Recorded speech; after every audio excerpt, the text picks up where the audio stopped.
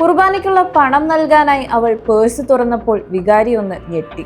വലിയൊരു നോട്ടുകെട്ട് തന്നെ ആ പേഴ്സിലുണ്ട്. അക്കാലത്ത് സാധാരണക്കാരുടെ കയ്യിൽ കാണാത്ത അത്രയും പണം. സംശയം തോന്നിയ വികാരി ഭർത്താവിനെ കുറിച്ച് ചോദിച്ചപ്പോൾ സുഖമില്ലാത്തതിനാൽ അദ്ദേഹം ആശുപത്രിയിലാണെന്നായിരുന്നു മറുപടി. അല്പം കഴിഞ്ഞ് കയ്യിലുണ്ടായിരുന്ന ബാഗ് പള്ളിയിൽ വെച്ച് അവൾ പോകാൻ തിടുക്കം കാട്ടി. ഈ ബാഗ് തുറക്കരുത്, ഇതിന്റെ താക്കോൽ എൻ്റെ പക്കലാണെന്ന് അവൾ ആവർത്തിച്ചു പറഞ്ഞു. പക്ഷെ ലൂസി പള്ളിക്ക് പുറത്തിറങ്ങിയ ഉടൻ സംശയം മുത്ത വികാരി ജോലിക്കാരെ വിളിച്ച് ആ ബാഗ് തുറന്നു. കേരളക്കരയെ ആകെ മരവിപ്പിച്ചു കളഞ്ഞ ആ കാഴ്ച അവിടെ തുടങ്ങുകയായിരുന്നു. ബാഗ് തുറന്ന വികാരിയും ജോലിക്കാരും കണ്ടത് പൗഡറിൽ പൊതിഞ്ഞ ഒടിച്ചു മടക്കിയ നിലയിലുള്ള ഒരു കുഞ്ഞിന്റെ മൃതദേഹമാണ്. ലൂസിയുടെ തന്നെ 1.5 വയസ്സുകാരി മകൾ ബീന. ആ പിഞ്ചു കുഞ്ഞിനെ കൊന്ന് ബാഗിലാക്കി പള്ളിയിൽ ഉപേക്ഷിക്കാനാണ് ലൂസി എത്തിയത്.